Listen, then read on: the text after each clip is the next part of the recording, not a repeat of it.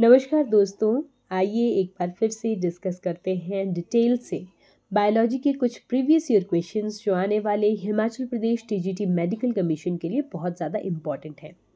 और अगर आप तैयारी कर रहे हैं NEET, NET, TET, SET, MSc entrance या फिर केवीएस और एनवीएस जैसे रेप्यूटेड टीचिंग एग्ज़ाम्स की, तो भी ये क्वेश्चंस आपको बहुत हेल्प करने वाले हैं।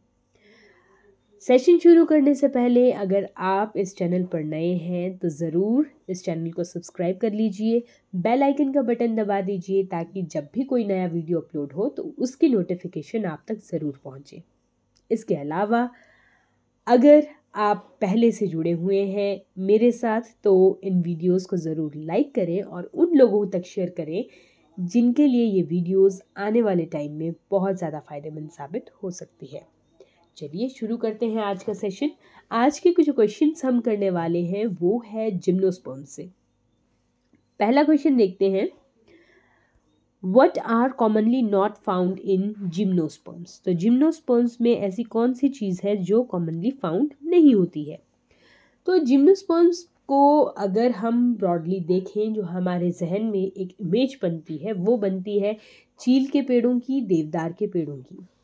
और जिम्नोस्पर्म्स में अगर कोई चीज़ एब्सेंट होती है तो वो होते हैं ये हर्ब्स लाइक जो प्लांट्स हैं, ये जिम्नोस्पर्म में एब्सेंट होते हैं।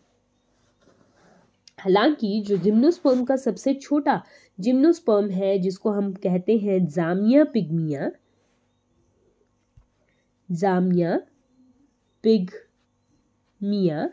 ये जो प्लांट है, ये जो जिम्नोस्पर्म है, ये हमें हर्ब लाइक देखने को मिलता है, but it is not an herb, it is a psyched. Shrubs में अगर हमें कॉमनली जो देखने को मिलता है तो एफिड्रा और जो नीटम है ये हर्ब्स लाइक है।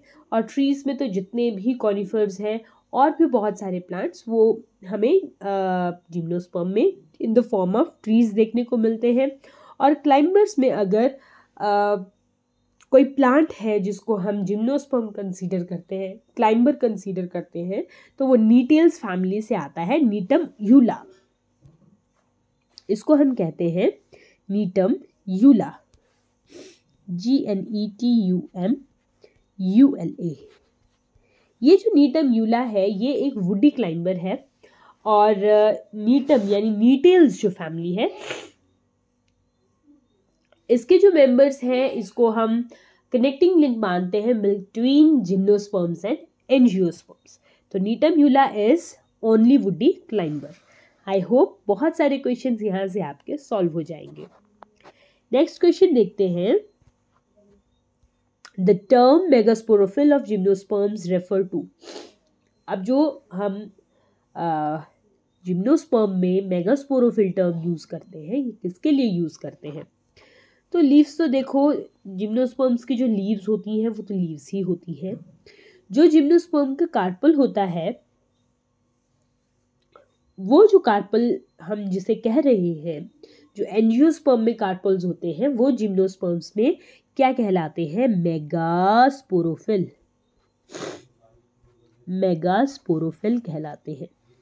और ये जो फीमेल कोन हम देखते हैं, तूतनी जिसको कहा जाता है, जैसे अगर चील की आपने देखी हो तो उसमें ब्राउन कलर की जो कुछ इस तरह से एक स्ट्रक्चर मिलता है। अगर आपके घर के आसपास चील का जंगल हो तो आप उसको जलाने के लिए बहुत सारा इकट्ठा करके लाते हैं। तो ये क्या है, ये एक फीमेल कोन है। और इस फीमेल कोन को अगर हम देखें तो इस फीमेल कोन में हमें ढेर सारे कुछ इस तरह के जो स्ट्रक्चर्स हैं वो देखने को मिलते हैं। ये एक जो पर्टिकुलर स्ट्रक्चर है, दिस इज द कार्पल, यानी ये है मेगास्पोरोफिल। और ये जो ओवरलैपिंग मेगास्पोरोफिल्स हैं ये सारे मिलके क्या बनाते हैं, फीमेल कोन बनाते हैं। इस फीमेल कोन के अंदर जो ये कार्पल्स हैं, अगर हम इस एक कार्पल को देखें तो इसके ऊपर लगा होता है या इस पे सिचुएटेड होता है ovule which is naked, that's why it is gymnosperm. ठीक है, और इस ओव्यूल को हम यहाँ पर रेफर करते हैं विद मेगास्पोरेंजिया। ठीक है, ovule is megasporangia, carpel is megasporophyll और द ग्रुप ऑफ मेगास्पोरोफिल्स या overlapping megasporophylls is female cone. तो रिप्रोडक्टिव ऑर्गन्स की बात हम यहाँ पर कर लेते हैं इस क्वेश्चन के साथ ही। जो साइकस होता है वहाँ पर तो फीमेल कोन एब्सेंट होता है, साइकस में हमें कोई फीमेल कोन देखने को नहीं मिलता है। क्वेश्चन पूछ लिया जाता है कि in which of the following the female cone is absent, you must know. Cycas जो है वहाँ पर फीमेल कोन प्रेजेंट नहीं होता है। साइकस में तो डायरेक्ट इस तरह से जो मेगास्पोरोफिल होता है उसके साथ ही ओव्यूल जो है वो अटैच्ड होता है। बट अदरवाइज जो जिम्नोस्पर्म्स है वहाँ पे जो रिप्रोडक्टिव ऑर्गन्स होते हैं वहाँ पे हमें मेल कोन और फीमेल कोन जो है वो देखने को मिलते हैं। मेल कोन या मेल स्ट्रोबिलस बोल लेंगे, फीमेल कोन या फीमेल स्ट्रोबिलस बोल लेंगे। मेल कोन में हमें देखने को मिलते हैं ओवरलैपिंग माइक्रोस्पोरोफिल, माइक्रोस्पोरोफिल, ठीक है। सल्फर शावर अगर आपने सुना हो या जब बसंत का मौसम होता है या अक्टूबर नवंबर वाला जो टाइम होता है तो वहाँ पे आपने देखा होगा कि पोलन डस्ट जो है, येलो कलर के पोलन्स हवा में उड़ते हैं। तो अगर आप देवदार के पेड़ या चील के पेड़ के नज़दीक जाएं तो वहाँ पर आपको कुछ छोटे छोटे कोन्स जो हैं वाइट कलर के या येलो कलर के कोन्स जो हैं वो कुछ इस तरह से नज़र आते हैं। तो वो क्या होते हैं, मेल कोन्स होते हैं। और फीमेल्स कोन तो वो खैर काफ़ी बड़े होते हैं, पहले ग्रीन कलर के होते हैं और 2-3 साल के बाद जो है वो काफ़ी खुल जाते हैं, बड़े बड़े हो जाते हैं, बहुत रेजिनस सब्सटेंस उनमें से निकलता है। और जो कुछ एक पांगी का रीजन और जो किन्नौर का रीजन है वहाँ पे तो चिलगोज़ा पाइन बहुत ज़्यादा अवेलेबल होते हैं, तो चिलगोज़ा वहाँ से वो ऑब्टेन करते हैं। तो मेल कोन में होते हैं माइक्रोस्पोरोफिल्स और फीमेल कोन में होते हैं मेगास्पोरोफिल्स। इन माइक्रोस्पोरोफिल्स के अंदर प्रेजेंट होते हैं माइक्रोस्पोरेंजिया। अगर हम कुछ एक स्ट्रक्चर देखें तो माइक्रोस्पोरेंजिया जो है ये इस तरह से ओवरलैपिंग स्ट्रक्चर है, एक साइड का मैं बना रही हूँ। इसके अंदर बिलो वाली जो साइड है, अबैक्सियल जो साइड है, लोअर सरफेस है, वहाँ पर सिचुएटेड होते हैं माइक्रोस्पोरेंजिया इस माइक्रोस्पोरोफिल के ऊपर, ठीक है। तो इस माइक्रोस्पोरेंजिया के अंदर क्या प्रेजेंट होंगे, माइक्रोस्पोर्स प्रेजेंट होंगे।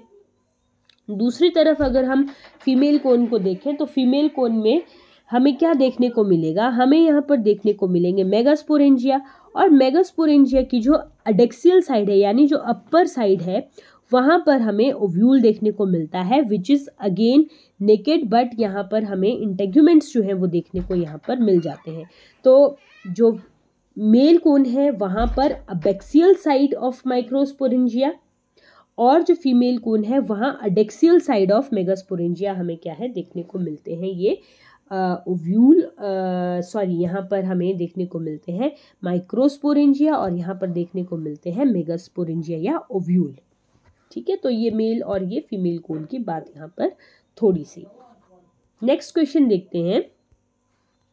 Evolutionary sequence found in the alternation of the generation met from alga to gymnosperms indicate. अच्छा, अभी यहाँ पर ये क्वेश्चन के 2 ही पार्ट हैं, 2 नीचे चले गए हैं।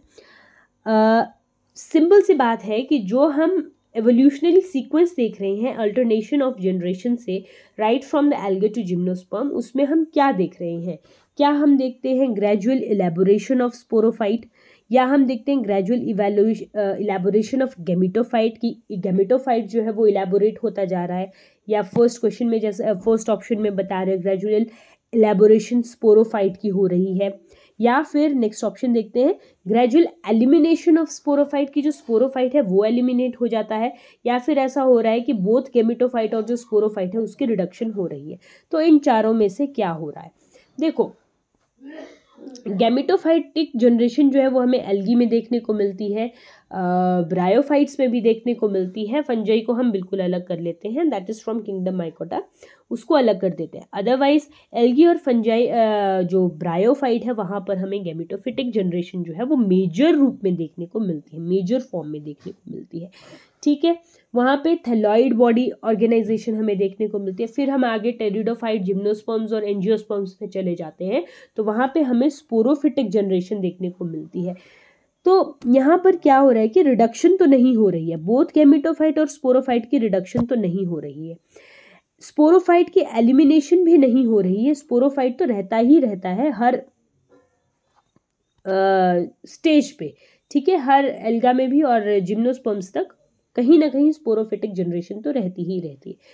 इलेबोरेशन ऑफ गैमेटोफाइट ये तो नहीं होता है, इसका एक ऑप्शन है ग्रेजुअल इलेबोरेशन ऑफ स्पोरोफाइट, कि स्पोरोफाइट ही होता है, ठीक है। अब इसमें हम देखते हैं, जैसे हम एल्गी को देख लेते हैं, एल्गी में क्या है, सबसे मेजर जो हमें देखने को मिलती है वो हमें देखने को मिलती है गैमेटोफिटिक जनरेशन, और वहाँ पे जो हमें स्पोरोफाइट देखने को मिलता है वो सिर्फ in the form of zygote ही देखने को मिलता है, ठीक है, जाइगोट ही डिप्लॉयड होता है, बाकी सारा का सारा जो स्ट्रक्चर होता है वो हैप्लॉयड होता है। तो यहाँ पर इस जाइगोट में भी क्या हो जाती है, मियोसिस हो जाती है, यानी यहाँ पे जाइगोटिक मियोसिस हमें देखने को मिलती है। तो सिर्फ छोटा सा पार्ट है लाइफ साइकिल का जहाँ पर हमें क्या देखने को मिलता है, स्पोरोफाइट देखने को मिलता है। इसके अलावा अगर हम बात करते हैं ब्रायोफाइट्स की, ब्रायोफाइट्स में क्या होता है, ब्रायोफाइट्स में जो स्पोरोफाइट होता है, जैसे मैं फ्यूनेरिया का एग्जांपल आपको दे रही थी, तो यहाँ पर ये जो स्पोरोफाइट है it is dependent on gametophyte, ठीक है। ब्रायोफाइट में स्पोरोफाइट भी है, गैमेटोफाइट भी है, but this sporophyte is dependent on gametophyte. वहीं अगर हम टेरिडोफाइट की बात कर दें तो टेरिडोफाइट में क्या होते हैं, स्पोरोफाइट और गैमेटोफाइट दोनों ही जो हैं वो क्या होते हैं, इंडिपेंडेंट होते हैं। स्पोरोफाइट जो है वो मेजर, टेरिडोफाइट में हमें जो भी प्लांट का स्ट्रक्चर देखने को मिलता है इट इज स्पोरोफिटिक, और जो गैमेटोफिटिक जनरेशन है वो बहुत ज़्यादा शॉर्ट लिव्ड होती है। टेरिडोफाइट में इस गैमेटोफिटिक जनरेशन को हम कहते हैं प्रोथैलस, ठीक है। टेरिडोफाइट में प्रोथैलस वर्ड अगर आए तो समझ लेना वो क्या है, गैमेटोफाइट है। ये शॉर्ट लिव्ड होता है और कैसा होता है, थैलॉइड होता है। There is no true roots to root, shoot and leaves, वो नहीं होती है, ठीक है। दोनों क्या है, इंडिपेंडेंट है, स्पोरोफाइट भी और गैमेटोफाइट भी। और अगर हम आते हैं जिम्नोस्पर्म्स में, जिम्नोस्पर्म्स में और फिर फर्दर एंजियोस्पर्म्स में अगर हम आए तो वहां पर हमें क्या देखने को मिलता है कि जो गैमेटोफाइट है वो डिपेंडेंट होता है स्पोरोफाइट के ऊपर। क्या बोल रही हूं, गैमेटोफाइट डिपेंडेंट होता है स्पोरोफाइट के ऊपर। अब ये गैमेटोफाइट कौन है भाई, ये गैमेटोफाइट एक तो है पोलन ग्रेन, ठीक है। पोलन ग्रेन कहाँ बनते हैं, एंजियोस्पर्म में, प्लांट के अंदर बनते हैं, और ये जो जिम्नोस्पर्म है वहाँ पे कहाँ बने, माइक्रोस्पोरेंजिया के अंदर बने। और अगर फीमेल के केस की बात कर ली जाए तो फीमेल में जो ओव्यूल है उसके अंदर जो एग प्रेजेंट होता है दैट इज द गैमेटोफाइट। तो ये क्या है, gametophyte is dependent on sporophyte, और गैमेटोफाइट जो है यहाँ पे मतलब बहुत इलेबोरेटिव स्ट्रक्चर नहीं है उसका, ठीक है, वो एक मतलब बहुत छोटा सा स्ट्रक्चर उसका यहाँ पर बन गया। तो अल्टीमेटली कहने का मतलब ये है कि एवोल्यूशनरी सीक्वेंस में अगर हम देखें तो जो स्पोरोफाइट है उसका इलेबोरेशन ज़्यादा हुआ है। नेक्स्ट क्वेश्चन अगर हम देखते हैं, schizogenous type of resin ducts are found in, schizogenous type of resin duct. अच्छा, रेजिन डक्ट का तो हमें पता है कि पाइनस में होता है, तो हम इसका पाइनस कर सकते हैं, लेकिन अभी यहाँ पर हम देख लेते हैं कि जो डक्ट्स होती हैं ये कितने टाइप की होती हैं। डक्ट्स एक शिजोजीनस टाइप की होती हैं और एक होती है लाइसीजीनस टाइप की डक्ट्स। शिजोजीनस डक्ट का मतलब है कि ये जो डक्ट होंगी, ये जो डक्ट का मतलब है एक स्पेस, एक पाइप लाइक स्ट्रक्चर, ये कैसे बना होगा, सेल के सेपरेशन से बना होगा। जैसे यहाँ पर मान लीजिए बहुत सारे सेल्स हैं, इन सेल्स ने एक दूसरे से क्या कर लिया, सेपरेशन कर ली, दूर दूर हो गए, तो वहाँ पे एक कैविटी लाइक स्ट्रक्चर बन गया which is schizogenous type of duct, ठीक है। और ये रेजिन डक्ट हमें पाइनस में देखने को मिलती है। पाइनस के अलावा पाइनेसी के जितने भी मेंबर हैं, अराउकेरिएसी के मेंबर्स हैं, क्यूपरसेसी के मेंबर हैं, पोडोकार्पेसी के मेंबर हैं, वहाँ पर हमें देखने को मिलती है, जिम्नोस्पर्म्स में देखने को मिलती है। दूसरा मैंने कहा लाइसीजीनस डक्ट। लाइसीजीनस, लाइसीजीनस का मतलब क्या होता है, लाइसीजीनस का मतलब होता है कि यहाँ पर पहले कुछ सेल्स जो हैं वो प्रेजेंट थे, ये सेल्स यहाँ पे डिसइंटीग्रेट हो गए। काइंड ऑफ एपोप्टोसिस या प्रोग्राम्ड सेल डेथ जो है वो यहाँ पर हुई, जिसकी वजह से ये सेल्स यहाँ पर ख़त्म हो गए और एक कैविटी की फॉर्मेशन यहाँ पर हो गई। तो मोस्ट ऑफ द लाइसिजिनस जो डक्ट्स हैं वो हमें एंजियोस्पर्म्स में देखने को मिलती हैं।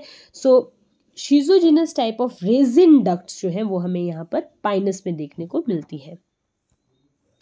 नेक्स्ट क्वेश्चन देखते हैं, एल्गाजोन इज कैरेक्टरिस्टिकली फाउंड इन।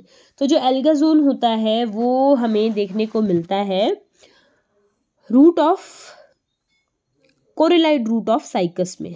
ठीक है, जो रूट ऑफ पाइनस है वहां पर हमें देखने को मिलता है mycorrhiza. Mycorrhiza which is the symbiotic association of higher plants root with the fungal mycelia. Fungus plus Pinus की रूट, तो वहाँ पे क्या है, माइकोराइजल एसोसिएशन होगा। नॉर्मल रूट ऑफ साइकस में कोई एसोसिएशन नहीं होता है, जबकि कोरेलाइड रूट ऑफ साइकस में जो है एल्गल जोन है, यहाँ पर ब्लू ग्रीन एल्गी, नॉस्टॉक जैसी एल्गी जो है वो हमें देखने को मिलती है। नाइट्रोजन फिक्सेशन में हेल्प करती है, ग्रीनिश ब्राउन कलर की होती है, डाइकोटोमसली ब्रांच्ड होती है। ठीक है, और सरफेस के नियर होती है प्रेजेंट। इसके अलावा हम माइकोराइजा की बात कर लेते हैं, तो माइकोराइजा भी सॉइल के सरफेस के नियर प्रेजेंट होगा। जो माइकोराइजल रूट होती हैं उनके पास रूट हेयर और रूट कैप जो है वो प्रेजेंट नहीं होते हैं। फंगस न्यूट्रिएंट और वाटर प्रोवाइड करवाता है, और बदले में जो पाइनस की रूट है वो शुगर और जो नाइट्रोजनस कंपाउंड है उनको ट्रांसपोर्ट जो है वो फंगस को करता है। ये जो माइकोराइजा है ये अगर प्रेजेंट ना हो तो पाइनस के जो सीड्स हैं उनकी जर्मिनेशन मुश्किल हो जाती है। और माइकोराइजा में कौन सी फंगस ज़्यादा प्रेजेंट होती है, तो ये भी क्वेश्चन आ जाता है। तो याद रखना, ये ग्लोमस स्पीशीज़ की जो फंगस है वो माइकोराइजा में हेल्प करती है। कोरेलाइड रूट ऑफ साइकस तो आपको बता ही दिया कि इसमें नॉस्टॉक जो है वो मेन एल्गल मेंबर होता है। नेक्स्ट क्वेश्चन देखते हैं, the male gametophyte of Pinus consist of. ये क्वेश्चन अलग अलग तरह से पूछा जाता है। पहले तो ये कि मेल जो गेमिटोफाइट है पाइनस का वो कुछ इस तरह से विंग्ड स्ट्रक्चर होता है, इस तरह से विंग्स जो है उसके एक्साइन्स जो है वो बनाता है। तो जो पॉलिनेशन के टाइम की बात कर रहे हैं ये, ठीक है, पॉलिनेशन के टाइम जो मेल गेमिटोफाइट होता है, ये जो पोलन ग्रेन होता है पाइनस का, उसका जो नंबर होता है उसके अंदर सेल्स का वो होते हैं 4 सेल्स। क्या क्या होते हैं इसमें, 2 प्रोथैलस सेल होते हैं, एक ट्यूब सेल होता है और एक जनरेटिव सेल होता है। ओके, 4 सेल इसमें प्रेजेंट होते हैं। इसके अलावा 2 और जीनस का पूछा जाता है। याद कैसे रखना है, सबसे पहले आपने साइकस का याद रखना है कि पॉलिनेशन के टाइम साइकस का जो मेल गेमिटोफाइट या पोलन ग्रेन है उसमें 3 सेल स्टेज होती है। ठीक है, तब पॉलिनेशन होता है। पाइनस में 4 सेल स्टेज पे होता है, और जो एफिड्रा है, एफिड्रा में हमारे पास 5 सेल स्टेज होती है, उस पे पॉलिनेशन होता है। ये क्वेश्चन यहाँ से आपको याद रखना है।